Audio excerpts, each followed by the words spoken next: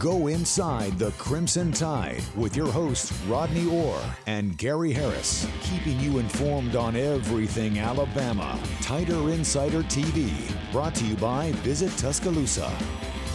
And hello again, everybody, and welcome into the latest edition of Tider Insider TV, as mentioned, presented by Visit Tuscaloosa, alongside Rodney Orr from TiderInsider.com. I'm WVUA 23 Sports Director Gary Harris. Alabama football recruiting has been hectic this month, with all types of big weekend visitors, and now it's starting to pay off. The Tide getting on a roll with multiple commitments and flips over the last couple of days. Rodney, let's start it off on Sunday with really good news. Alabama needs some defensive linemen in this cycle, and they picked up a commitment from three-star J.J. Finch out of Indianapolis. This is a guy that, we say three-star, but you pointed out to me on my radio show on Monday morning that you expect this to go up. He had offers from LSU, Miami, Michigan, Tennessee, and Purdue, in addition to Alabama. 6'3", 278. He's gained some weight since last season. He's probably going to be even bigger by the time he gets to campus. Athletic. Maybe a little bit raw in his technique, but very quick. You really like this guy. I do. I mean, look at him right there. He's very quick. He's athletic, as you mentioned, Gary. He's got the frame to get bigger. He's gotten up to about 280 pounds now. I mean, I think this is a big pickup for Alabama on the defensive line because, number one, is he's a really outstanding prospect.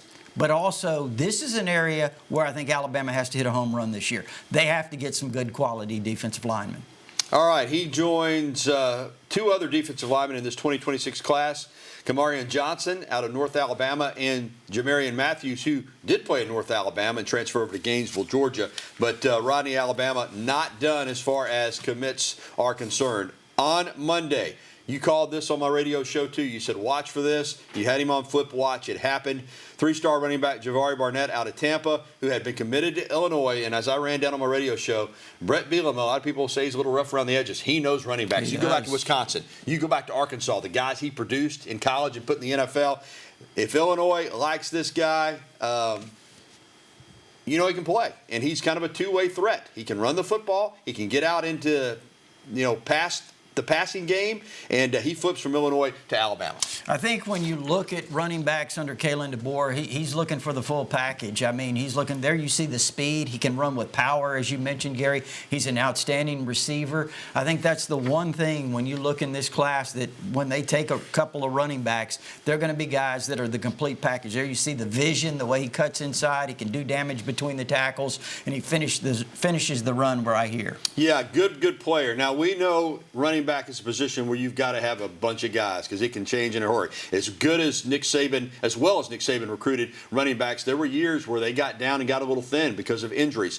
Now, a lot of Alabama fans concerned about this commitment and how that's going to affect Crowell, the outstanding player Xavier Crowell out of Jackson. He's going to announce on Thursday. Alabama is considered the leader for the young man who reclassified from 2027 to 2026, but Texas, with Steve Sarkisian as the head coach, they have come into Alabama quite a bit. They're trying to make a late push here. They are. And, again, he visited there. Obviously, an outstanding back. I mean, he's got opportunities all over the country. And, we said a couple of weeks ago, watch out for Texas with a couple of these. Xavier Griffin, E.J. Crowell, guys that Alabama's recruiting real heavily. And, again, he announces on Thursday. I think it comes down to Alabama and Texas. Wow. All right, let's get back to the flips. And also on Monday afternoon, a safety, Rael Kelly, out of Cincinnati, Winton Woods High School, who had been committed to Rutgers. Again, I know Alabama fans are like, you're flipping guys from Illinois, you're flipping guys from Rutgers, but this is the way Alabama likes their defensive backs. Rangy, 6'3", 185, Womack, Linguist. They want tall, rangy defensive backs. Again, this guy kind of fits the mold of what Alabama's looking for. I mean, look, it goes back to the same thing. Length, athleticism. You saw the way he closed on that very first play. I mean, he comes across the field. He's rangy, makes plays all over the field.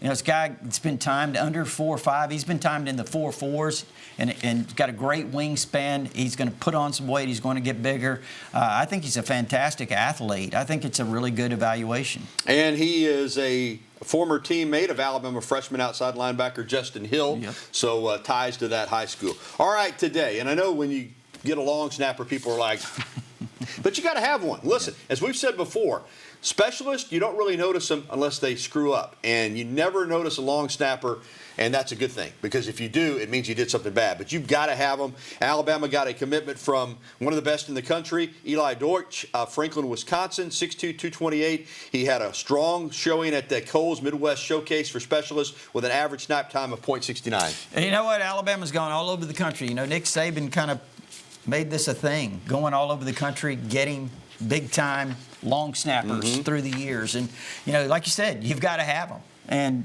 I think this is a really good pickup. This is a guy that's rated really highly. He's, as you mentioned, the showcases that he's been in, he's had an opportunity to prove himself. All right, Ronnie, let's mention some players that Alabama is hoping to get commitments from that are going to be making decisions very soon now that June winds down. We've already mentioned Crowell on Thursday.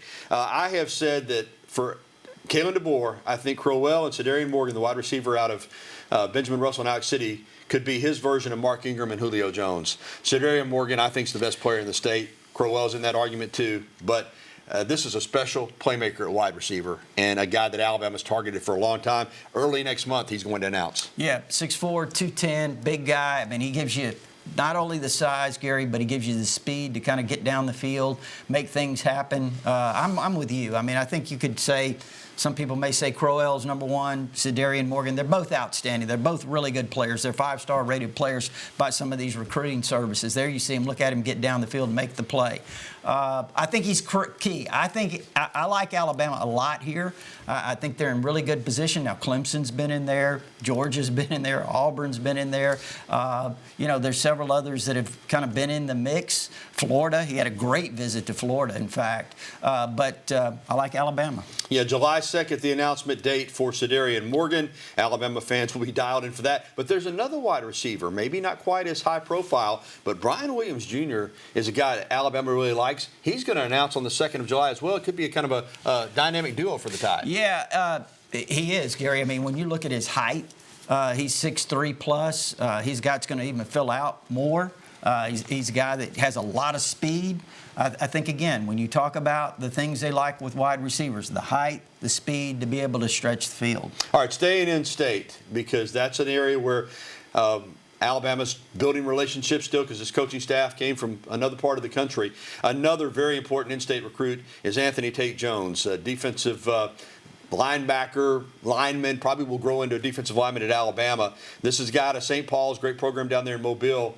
Another one of these guys, much like Crowell and Morgan, they mean a lot because they're good football players, but they're also targeted in-state guys that the University of Alabama has, you know, had a tradition of getting these type of guys, and it needs to continue for the board company. I think it's really important. You know, we talked about Morgan, we talked about Crowell. Tank Jones is right there in that group. You know, if you want to call them the big three in state, I think right now they are. They're uncommitted. There's some other guys that obviously in state that are really talented players as well. But Tank Jones, we'll see. I mean, there's been Texas A&M, there's been Oregon. You know, Auburn's always in the mix. So we'll see what happens. I kind of give Alabama the edge here. I think it's really important because, like you said, of his versatility, he can grow into, and I think he will grow into, a defensive lineman. And again, I can't emphasize enough, that is a key position. And we have talked a lot about tight ends in this offense. One that Alabama has targeted is Max Sutter out of Dunlap, Illinois. His decision's coming shortly. Is Alabama the team to be here? I like Alabama. I know that obviously Illinois has tried to keep him in state. I know a lot of other schools have recruited him. I mean, he's got a ton of offers. But I do like Alabama's chance. I think he announces on the 26th, the same day Crowell does. He does. And I would pick Alabama. And a guy, it's hard to find guys that fly under the radar in this day and age. It just really, really is. But there's one right here in Tuscaloosa. Hillcrest linebacker Zay Hall. I did a piece for you on Tider Insider, talked with his head coach, Jamie Mitchell, yesterday. Why is he under the radar? Well, he's transferred in from Bryant High School, didn't get to Hillcrest in July, played 2 games, got injured, came back and played a few games at the end of the season. But in 5 games, he had 39 tackles. You saw the story. He just raved, Mitchell did, about this guy and said, listen, he hasn't got a lot of film, but Alabama loves him. 6'2" at the camp, 237, ran under right around a 4.5 40-yard dash, I think 4.55, and Alabama's Chuck Morrell has been on this guy for a long time. He's going to make a decision probably in about a week. Alabama and Virginia Tech.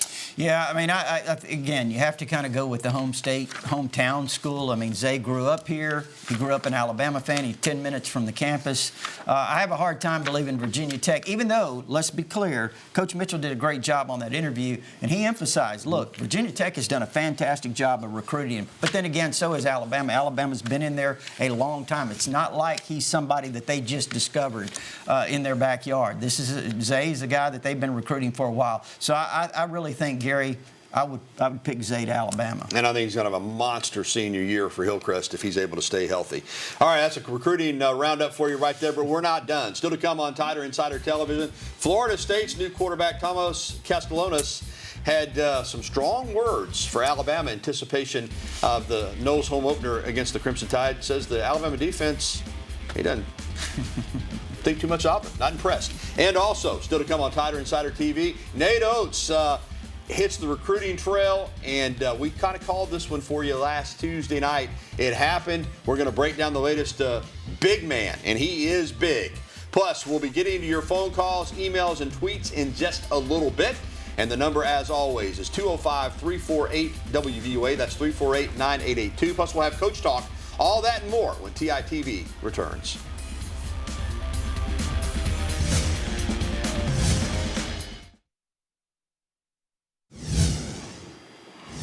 And welcome back to TITV. Alongside Rodney Orr, I'm Gary Harris. All right, we talked football recruiting in depth in the first segment. What about some basketball? That's coming up. But first, on Monday, Florida State's new starting quarterback, Thomas Castellanos, took it upon himself to call out Alabama's defense. Speaking with Pete Nakos of On3, I'm just going to cut through it. He just basically said, they don't have Alabama. They don't have Nick Saban to save them. I just don't see them stopping me. He said he dreamed of playing against Alabama. And again, they don't have Nick Saban to save them. I just don't see them stopping me. Now, he's a good player. He started at UCF. He's out of the state of Georgia, Rodney. You'll remember he came out of high school. Signed with Gus Malzahn, who will now be his offensive coordinator. Spent 1 year there, 2 years at Boston College, put up some big numbers. He kind of reminds you of Diego Pavia with the arrogance and also his ability to run. He's a shorter kid, but he's tough. He's strong. He can throw it. Listen, I'm not a fan of this. It doesn't. At the same time, it's the world we live in. It doesn't really bother me. But you better believe those Alabama defensive players are going to take that personally. Yeah, absolutely. I mean, it's certainly fodder, right? Probably up in the complex right now, those comments. But, Thomas Castellanos, that's a big pickup for Florida State. I think when you team him with Gus Malzahn, he's a guy that can run that offense because of his athleticism. But, Gary, I think he should have kind of been a little bit more guarded. Like I said, I'm not a fan of that stuff. At the end of the day, though, you know what? Pavia kind of popped off and backed it up. I think he's trying to kind of take a page out of that book and say, hey, we're going to do it too. We're a different team. And he thinks highly of himself. He talked about how he got into it with Bill O'Brien at Boston College and how much he did for that program. And he carried that program, and he was a one-man team and all that. And he didn't get the respect that he deserved. So he thinks pretty highly of his abilities. Yeah, he does. Well, we'll find out. August 30th, he'll get a chance to back it up. All right, let's get to basketball. We kind of sniffed this one out for you last week. Collins Onyejiaka, big man, 6'10", 270 pounds, reclassified. We see Alabama do this a lot in football. He was going to be a 2027 guy. Preston Murphy, Alabama's lead recruiter, kept an eye on him, and you see the kind of athleticism he has for this size. And then when he reclassified, Alabama got him for a visit and got him committed. Now, he's still learning the game, but I tell you what, Rodney, I think this first year he can give him some size in the paint, and going forward, I think he could become a terrific player. I mean, I think it's just the exciting thing is what they can do with him when he gets here, how they're going to develop him, how they're going to get him physically. He won't be 270. And you see how athletic he is at 270. So, I think this is a really, really good pickup. You remember just a few weeks ago, and I was one of them, Yep. nervous about this roster. Yep. Oh, man, this is the first time in a while that the roster this coming season is not going to be as strong as the roster the previous season. Then all of a sudden, your point guard comes back, LeBaron Philon. You get a couple of transfers. Now you add this signee, and now you look at that roster and you say, you know what? They got size. They got shooting. They got a point guard. they're going to be pretty good. Well, Oates has already said he thinks this could be the best shooting team he's ever had. And, you know, I know a lot of people were anxious, and I was sitting here really confident because Nate Oates. And the track record. But, I mean, you had to get a little leery. And you know what? The head coach in this day and age, you got Kalen DeBoer with Courtney Morgan. Yeah. And you've got Nate Oates with Preston Murphy. Those guys are important, right? Yeah, they are. All right, it's now time for Coach Talk. Alabama's Director of Athletics, Greg Byrne, recently sat down with us and discussed how Alabama plans to spend its newly acquired $20.5 million with the new revenue sharing plan. Of course, it'll only be really 18. 2.5 of it's going to go to extra scholarships.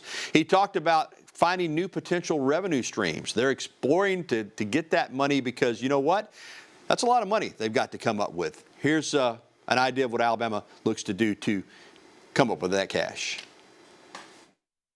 It's going to have an impact. I mean, you got a $20.5 million new line item to our budget, and so we have spent a lot of time preparing for that. And you know, just like everybody in their budget for whether it's their house, whether it's their business, it's not just easy to find revenue.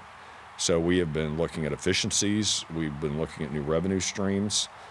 We have challenged our coaches to look at their budgets in different ways as far as prioritizing what they have to do. So it's going to have an impact. Indeed it is. Byrne also told us that they're planning on, full participation of all 21 sports. No plans to cut any sports. All right, coming up, Coach Pat Murphy hits a couple of home runs in the transfer portal for softball, and your phone calls, emails, and even your tweets. But your phone lines are open. Call us with your questions and comments right now at 205-348-9882. Let us hear from you, Tider Insider Nation. We've got some good emails that have been sent in as well, including our email question of the day. We'll be right back with the only show that takes you inside the Crimson Tide, Tider Insider TV.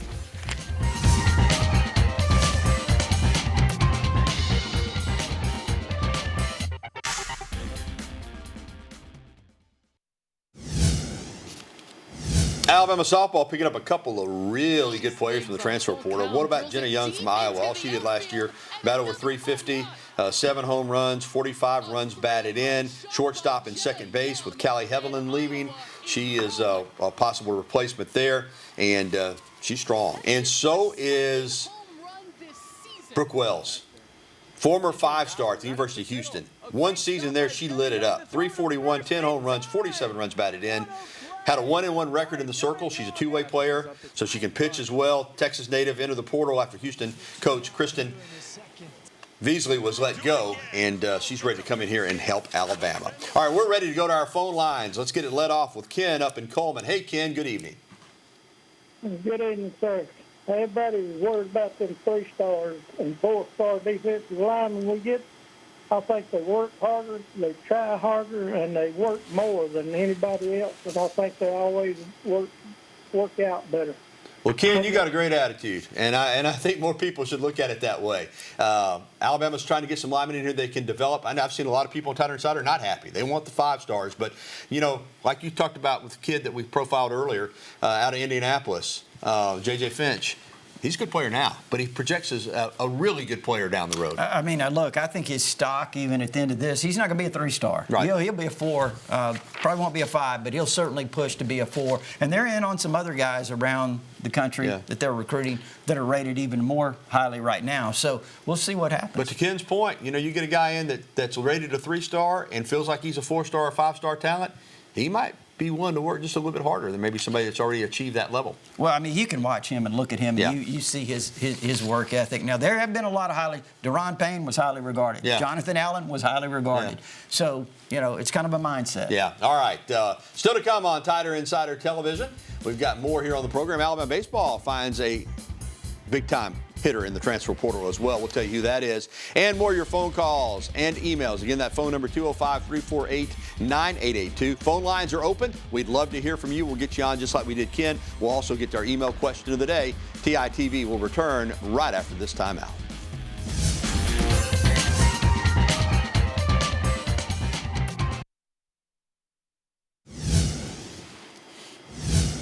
Bama baseball in the portal. I like this guy a lot. Northern Kentucky's Logan Davenport. Had a breakout junior campaign at NKU. Batted .423, 14 home runs, 54 runs batted in, and also had 19 stolen bases in 23 attempts. He's a bigger guy, but he can run. His slugging percentage ranked 3rd in the country, and he led the Horizon League, where he was named first-team All-Horizon League. So a good player from the portal for Bama baseball. All right, it's time for our email question of the day, Rod. Let's get right to it. It's brought to you by KDM Service Corporation, serving your family like our family. How realistic is it for Ryan Williams to win the Heisman? From Michael in Tuscaloosa. Well, I tell you this, he's going to have a chance, I think. Maybe not this year, but he's got 2 more years. We've seen a wide receiver at Alabama win it before in Devontae Smith, so I think he's got that kind of talent. Of course, you got Ryan Smith up at Ohio State as another wide receiver that's right there with him. They're both going to be sophomores, but I don't think it's out of the question. I mean, it's certainly possible. We saw Devontae do it. Of course, he was the first one since, Desmond Howard. But, no, I think it is. But, hey, you know the good thing is, Gary, if he is in contention, that's a loaded wide receiver room. That's a good wide receiver room they have now, and some guys are bringing in. But that means the quarterback's going to be really good, too. Yeah, they got to have a good quarterback. They're going to have a Heisman Trophy wide receiver, I can tell you that. All right, one more quick email we're going to get to. Is Jaron Reed still in the NFL? That's from Lamar in Tuscaloosa. And the answer is yes. The former Alabama defensive lineman has had a long career. He's back with the team that he started with, the Seattle Seahawks. Ronnie, this is a guy just solid. He was solid when he was at Alabama. He's solid in the NFL, and that's why he's still playing. I think he's going on 10 years. Look, what you remember, Fournette had, 31 yards one game, 35 the next. He was running into a stone wall. Jaron Reed, Dalvin Tomlinson, Jonathan Allen, A'Shawn Robinson. Yeah. That's why you need defensive linemen. That's what Alabama fans are thinking about. That's the kind of defensive lineman you got to have. All right, thanks for the emails and the phone call. We're going to come back and wrap up this edition of TITV on a look at that sun, man. It's hot outside, right? We'll be back after this. Alabama men's track and field picks up one of the best junior college hurdlers in the country, 60 meters, 110 meters. He is outstanding. Isaiah Patrick transferring into the great Alabama men's track and field program after winning a junior college national championship this past season. All right, that's going to do it for this edition of Tider Insider TV, presented by Visit Tuscaloosa. Don't forget, if you missed any of the show, you can catch a replay tonight at 10:30 or anytime at WVUA23.com. For Rodney Orr, I'm Gary Harris. We're going to leave you tonight with some Bet on Yourself Elite Skills Camp video hosted by former Alabama and current NFL defensive back Tony Brown this past Saturday at Central High School in Tuscaloosa. Good night, everybody.